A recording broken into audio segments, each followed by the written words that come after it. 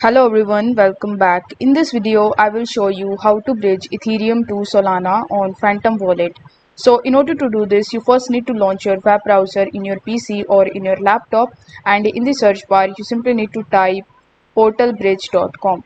Once you do this, you will be landed on the official website of Portal, where you are going to see this type of section where you can use this website in order to bridge Ethereum to Solana from Phantom Wallet. Now over here, you first have to click on the select network button, then you need to select Ethereum. After that, you just have to click on this to button and then you need to select Solana.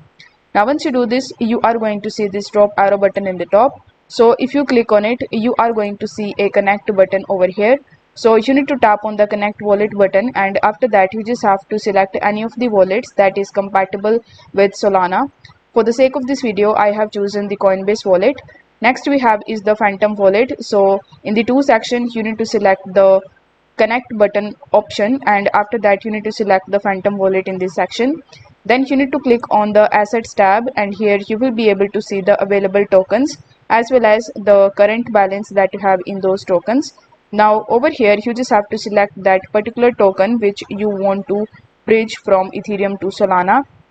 Let's say you want to bridge USDC. So after selecting USDC, it will automatically be selected in the assets of Solana as well.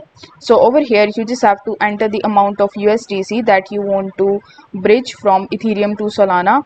Afterwards, you just have to scroll down, and here it will show you this root section where you are going to see the root option.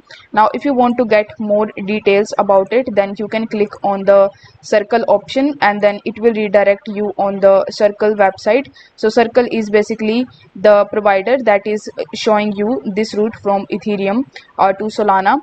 So over here, if you have the available balance, then you will be able to see the transfer button in the bottom. So you just have to tap on that transfer button, and after that you just have to confirm your transaction. This way you will be able to bridge Ethereum to Solana using Phantom wallet.